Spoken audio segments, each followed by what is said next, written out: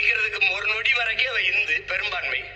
என் தம்பியை மணந்து அவ நிக்கா முடிச்ச அடுத்த நொடியில சிறுபான்மைனா எந்த செருப்பு வச்சுரா அவங்களை அடிக்கிறது? எந்த செருப்பு வச்சு அடிக்கிறது அவங்கள? பெருஞ்செருப்பு பத்தாரா அவங்களுக்கு? வழக்க மாதிரியும் சேர்த்து தான் அடிக்கணும். அயோக்கிய நாய்களா இப்படியே பயங்காட்டி எந்த செருப்பு வச்சுரா அவங்களை அடிக்கிறது? வணக்கம். எந்த செருப்பு வச்சுடா அவங்களை அடிக்கிறது? அது நீங்களே முடிவு பண்ணிடுங்க. அது உங்க விருப்பம். எந்த செருப்பு வச்சு அடிக்கணும், யார் செருப்பு வச்சு அடிக்கணும் அப்படிங்கிறது உங்களுக்கே தெரிஞ்சிடும். ஒரு இஸ்லாமிய பையனுக்கு ஒரு ஹிந்து பெண்ணை கட்டி கொடுத்துட்ட, அவ்வளவுதானே? அதே இடத்துல ஒரு ஆயிஷாக்கு ஒரு செந்தில கட்டி வச்சுட்டு பேசுங்க பார்ப்போம். அப்ப தெரியும் எந்த செருப்பை வச்சு யார் அடிக்கணும்னு.